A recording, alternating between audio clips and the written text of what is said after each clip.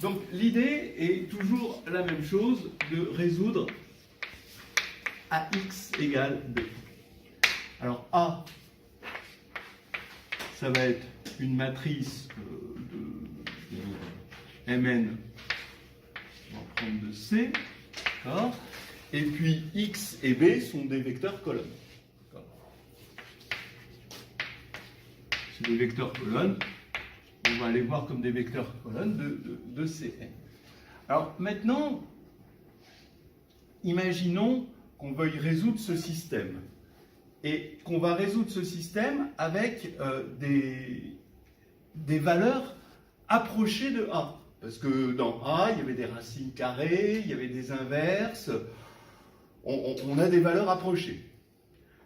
On veut savoir, et pareil pour B, on veut savoir comment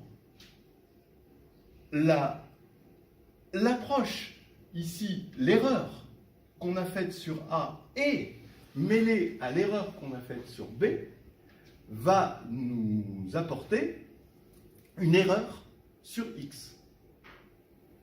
Est-ce que l'erreur est complètement folle ou est-ce qu'elle est raisonnable? D'accord? Voilà l'idée. Ok? Donc, bon, c'est des maths applis. Là, on a l'impression de faire des maths avec Jean-Michel à peu près. C'est un état d'esprit. Hein? On n'est pas dans la science exacte. Hein?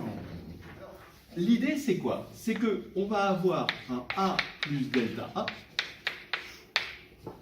On va avoir, du coup, une variation de notre solution. Et voilà l'idée. Hein? Donc on a une variation de B, parce qu'on a fait une erreur. Ça, c'est l'erreur qu'on a faite sur B. Ça, c'est l'erreur qu'on a faite sur A. Donc ça, c'est une matrice, hein, évidemment. Hein. Ça, c'est bon, voilà, évidemment, c'est un vecteur colonne. Ça, c'est un vecteur colonne. D'accord? On va, sur Cn, on va prendre une norme. Bon, je vais l'écrire pour éviter d'écrire... si je commence à mettre des doubles barres, alors ça veut dire que sur les matrices, je vais mettre des triples barres. Après, c'est l'escalade. Hein. Donc, je vais mettre une simple barre pour les matrices, pour les vecteurs colonnes, et je mettrai une double barre pour les vecteurs, pour les matrices. Voilà.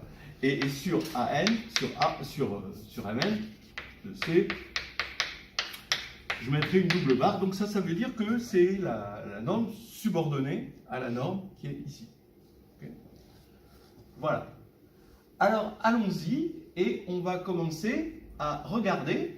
Alors, je vais appeler epsilon de x l'erreur, mais l'erreur relative. C'est-à-dire delta x sur x. Ou pardon, delta x comme ça sur x comme ça. Et pareil, hein, epsilon de b, ça va être l'erreur relative de b et l'erreur sur A. Parce que, en fait, ce qui compte, je pense que c'est surtout ça. Alors là, il y a une double barre. Bon, vous me dites s'il y a des moments où je me trompe entre les barres et les doubles barres. C'est qu'on veut des... Il est plus intéressant de penser les choses en termes d'erreur relative que d'erreur vraiment. Voilà. Et le truc, c'est d'essayer de comprendre epsilon de x en fonction de epsilon de b et epsilon de a. D'accord? C'est raisonnable. Donc le but, trouver epsilon de x en fonction de epsilon de b et epsilon de a. Et en fait, ce qu'on va rencontrer, on va rencontrer ce qu'on appelle le conditionnement.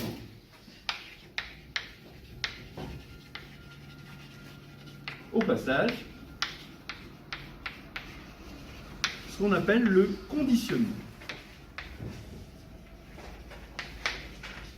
Alors, qu'est-ce que c'est que le conditionnement? C'est tout bête. C'est K, il est noté kappa dans le conditionnement. Elle est connue, mais ça fait toujours rigoler. Kappa de A égale la norme de A fois la norme de A moins 1. En fait, pour quelqu'un qui fait du calcul numérique, ce qu'on va voir, c'est que quand il voit un système comme ça, et qu'il sait qu'il y aura des erreurs sur le système, d'accord, qu'il y aura des erreurs sur la matrice, alors le conditionnement de la matrice va être essentiel pour voir s'il est raisonnable de résoudre le système. Sinon, le système, c'est pas la peine de le résoudre. Il va nous donner que des erreurs. Il va y avoir que des erreurs. Donc, en gros, ce qui va se passer, c'est que si le conditionnement est un objet énorme, alors on laisse tomber. C'est même pas la peine de résoudre. Les solutions, ça va être que des bêtises. Voilà. Vous voyez, c'est bon, c'est une belle ouverture. On parle de ça, par exemple, dans le livre de Schatzman sur l'analyse numérique, hein, le livre de Michel Schatzman, par exemple. Mais je pense que dans beaucoup de livres d'analyse numérique, on parle de conditionnement. Alors allons-y, et on va faire apparaître ce cas de A, hein, dans cette histoire. Alors, vous allez voir que c'est du calcul extrêmement élémentaire. D'abord, je développe ceci, sachant qu'on a ça. Parce que vous voyez que vous avez AX égale B, donc on va pouvoir déjà simplifier. Donc ça va nous faire A plus delta A fois delta X est égal à... Donc le B, il a disparu. Il y a un A delta X qui est là. Par contre, delta AX qui va passer de l'autre côté, on va avoir delta B moins delta AX. D'accord? Vérifiez hein, quand même hein, que je ne me trompe pas. Alors maintenant, exactement comme dans ce café, c'est pour ça que j'y pensais, dans ce café Agnès tout à l'heure, donc on va supposer, donc ce qu'il faut, c'est pouvoir inverser cette matrice. Donc pouvoir inverser cette matrice, ça va nous demander d'écrire A plus delta A égale A facteur de identité plus A moins 1 delta A. Donc A est inversible hein, au départ. Hein. Ici, j'aurais dû mettre directement A est inversible. Sinon, voilà, hein, c'est pas intéressant. Ok. Alors, donc maintenant, il va falloir une condition pour que ceci soit inversible. Et la condition, c'est exactement ce qu'on a vu tout à l'heure. Si ce qu'on veut, c'est que ça soit de norme inférieure à 1, et comme la norme est sous-multiplicative, si on assure que l'erreur ici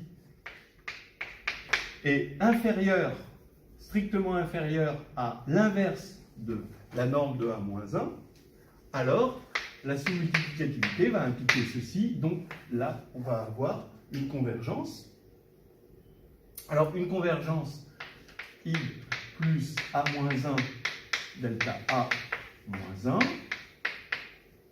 va être pour des raisons classiques, hein, ça va faire I moins, alors ça je vais l'appeler B juste pour des questions de contenance, I plus B, moins B, pardon, plus B2, etc., moins B3, et puis on va jusque donc une somme. On va écrire ceci, ça a un sens, une somme de moins 1 puissance k, b puissance k, k de 0 à plus l'infini. Et ça, évidemment, cette série-là, elle converge, et bon, c'est très classique avec la série géométrique de voir que ça converge bien vers ceci. C'est ce qu'on venait de voir tout à l'heure. D'accord? Bien. Alors maintenant, deuxième chose, quelle est la norme, puisque maintenant on va écrire delta x est égal, donc ça y est, on a assuré les conditions, donc on peut peut-être les écrire ici, hein, delta a doit être inférieur à 1 sur la norme de a moins 1, ici, strictement inférieur, hein, on peut mettre. Voilà une condition qui vient d'apparaître. Bon, de toute façon, c'est une erreur. Bon, voilà. Maintenant, on va avoir delta x. c'est A plus delta A moins 1 de delta B moins delta A x. D'accord? C'est tout droit, hein, pour l'instant. Donc maintenant, quand on va faire delta x, eh bien, on va utiliser le fait que la norme est encore une fois multiplicative pour dire que ça va être norme, ça va être inférieur à norme de A plus delta de A moins 1 fois, et là je vais utiliser l'inégalité triangulaire, hein, d'accord, delta B plus delta A x, et je vais réutiliser le fait que la norme est multiplicative pour mettre delta A x comme ceci. Alors maintenant, ici, alors ici, peut-être il y a un petit calcul à part. Alors attention, hein, là tout à l'heure on l'a bien vu, faut faire attention, quand on va mettre ça à la puissance moins 1, ça va aller à la puissance moins 1, mais on a un anti-morphisme, c'est-à-dire que le A moins 1, il passe à droite. Mais de toute façon, comme on va prendre les normes, à la fin, on arrive dans R et c'est commutatif. Hein, donc il n'y a pas grand-chose. Donc ici, on va avoir la norme. Bon, je vais la mettre ici. Donc la norme de A moins 1. Alors ici, on va avoir A moins 1. OK. Et ici, je vais avoir la norme de ce truc-là. Alors la norme de ce truc-là est égale à la norme de ce truc-là. OK. Et je vais encore utiliser l'inégalité triangulaire pour dire que c'est, alors, la somme, donc c'est toujours inférieur, à la somme des normes de B puissance K. Mais là, je peux sortir, encore une fois, le K égale 0 à plus l'infini.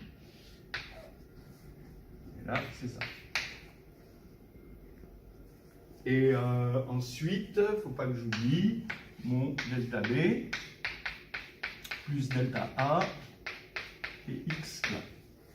Ici, regardez, ça démarre sur la norme de l'identité.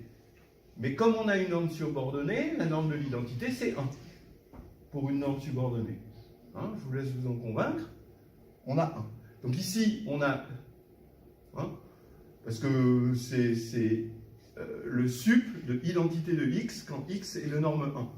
Mais identité de x c'est x, donc c'est forcément 1. On est d'accord? Donc ici, on a une vraie série géométrique avec la norme qui converge, hein, puisqu'on a la norme de B, par définition, qui est strictement inférieure à 1. Donc on sait vers quoi ça converge, cette série géométrique. Donc ici, on va avoir delta x qui est inférieur à 1 sur 1 moins norme de B, dont je rappelle que c'est A moins 1 delta A, voilà, fois, là ici, je vais mettre A moins 1 ici, là on est bien, d'accord, facteur de delta de B, plus delta A x. Voilà. Alors maintenant, là, je vais encore utiliser le fait que la norme est multiplicative, sous-multiplicative. Là, on est au dénominateur, mais il y a un moins, donc c'est encore delta x est inférieur à A moins 1 sur 1 moins A moins 1 delta A. Voilà. Ça commence à prendre une bonne tête. Et maintenant, je vais commencer à faire apparaître ce qui m'intéressait, c'est-à-dire les erreurs relatives. Okay, c'est-à-dire les epsilon. Je regarde, maintenant je divise par la norme de x. Et ici, je vais, regardez, là, je vais diviser par la norme de x. Donc je vais avoir ce qu'on appelle, ce que j'ai appelé epsilon x en divisant par la norme de x. Alors ici, ça veut dire que je vais diviser par la norme de x. OK. Et ici, je vais avoir delta A. ça y est, j'ai divisé par la norme de x. Okay. Ici, je recopie ça, mais je vais le recopier, regardez, je vais multiplier par la norme de A ici, pour diviser ici par la norme de A. Comme ça, je récupère ici l'erreur relative en A. OK? Et là, je divise par 1 moins A moins 1, mais je vais encore multiplier par la norme de A pour récupérer l'erreur relative ici en A. C'est bon? Et bien regardez, maintenant ça fait epsilon de x égale, ici j'ai mon kappa de A, donc ce qu'on appelle le conditionnement de la matrice. Donc l'objet, donc il commence à apparaître, omniprésent, sur 1 moins kappa de A, epsilon de A. Et là, il ne reste plus qu'un truc à faire, c'est à remarquer que ça, c'est supérieur à B, parce que B, je vous rappelle que B est égal à AX au départ. B, c'était la solution, hein, d'accord? X, c'était la solution de AX égale B. D'accord? Donc B est égal à X, donc on utilise la norme multiplicative, le fait que ce soit au dénominateur. Donc ici, on va avoir supérieur à B, et là, on va avoir donc inférieur, pardon, à epsilon de B plus epsilon de A. Et voilà. Hop, c'est fini. La morale de cette histoire, c'est que c'est cet objet, voilà, d'accord, vous avez une constante ici, vous avez quelque chose qui vous dit, epsilon de x, qui vous dit l'erreur qu'on va faire sur x est inférieure à ceci. Et à chaque fois qu'on a fait des inégalités, on faisait des inégalités qui pouvaient être atteintes. D'accord? Vous savez que dans le... Bon, si vous prenez par exemple la norme 2, ici, et là, la norme subordonnée à la norme 2, c'est lié aux valeurs propres. Alors bon, on va en reparler. Mais en gros, si kappa de A est grand, alors ça va être grand, ça va être petit, ça va être grand, donc ça va être, le dénominateur comme ça va être grand, donc cette constante va être très grande. Donc on va avoir une grande constante multipliée par les erreurs, la somme, c'est un peu logique qu'on arrive à cette, en tout cas, c'est pas étonnant qu'on arrive à cette somme d'erreurs ici. Mais c'est ce produit-là. Alors maintenant, ce qu'on va faire, on va regarder d'un peu plus près ce que c'est que cette fonction kappa dans des situations où les normes sont un peu plus connues. Donc si la norme de x, c'est simplement la norme 2, d'accord? Donc c'est la norme qu'on aime bien, on est sur C, donc on a dit qu'on était sur C, d'accord? Alors, vous devez savoir, ça se fait avec le théorème de décomposition polaire, que, bon, alors au moins dans le cas réel, après dans le cas complexe, on transforme les transposés par des... Vous devez savoir que la matrice A, sa norme ici,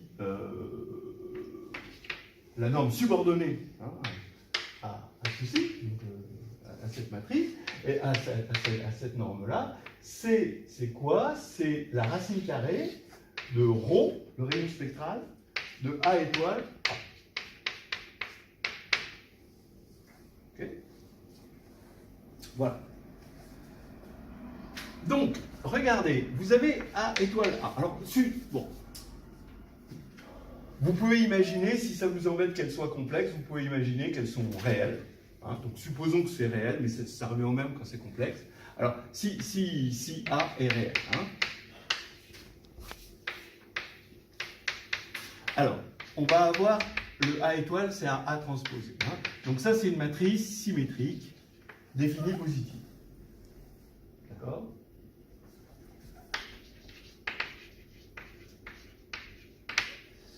Donc, il va y avoir une plus grande valeur propre, valeur de spectre, et une plus petite valeur propre. Donc On va se balader entre ça et ça. Okay. Maintenant, qu'est-ce que c'est que le rayon spectral?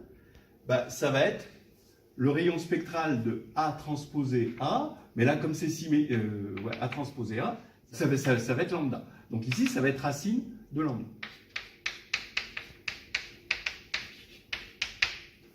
Pardon. D'accord? C'est ça le rayon spectral. Ça va? Maintenant, qu'est-ce que c'est que A-1? Alors, A-1, bah, c'est la racine de ρ de A moins 1 transposé A moins 1. Mais ça, c'est exactement racine de ρ de A transposé le tout moins 1.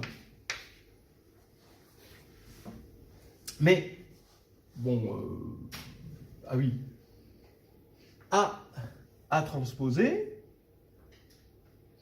possède le même spectre que A transposé A. D'accord? Ils ont le même polynôme caractéristique, ça c'est bien connu. Hein? Donc c'est même spectre, même polynôme caractéristique. Hein? Ça c'est connu. Dans CDA, par exemple. Et donc là on a l'inverse. Ça veut dire que là on a une matrice symétrique dont les valeurs propres vont être inversées. Donc là, ça c'est strictement positif parce que c'était défini positif. Okay, et là maintenant on inverse, on va avoir ça qui va être supérieur à lambda n moins 1, etc. Et ici, vous allez avoir lambda 1 moins 1 qui est strictement positif. Donc maintenant, on en arrive à kappa de A, c'est égal à quoi? Eh bien, c'est racine de lambda 1 sur racine de lambda n. Puisque c'est le produit de ça par ça. Voilà. Donc, qu'est-ce que ça veut dire? Ça veut dire que quand on regarde une matrice et qu'on veut résoudre un système, il faut regarder la valeur propre ici, maximale de ce A transposé A, si elle est réelle, A étoile A si elle est complexe, ça nous donne des matrices hermitiennes, hein, donc c'est une traduction assez facile, hein, quand on passe en complexe, on transforme transposé par transposé bas, et il faut regarder aussi la plus petite. Il faut regarder quelle est la distance, en quelque sorte, entre ces deux-là. Quelle est voilà. Et si la plus petite et la plus grande sont trop éloignées, c'est même pas la peine de résoudre le système. Il va nous donner des bêtises.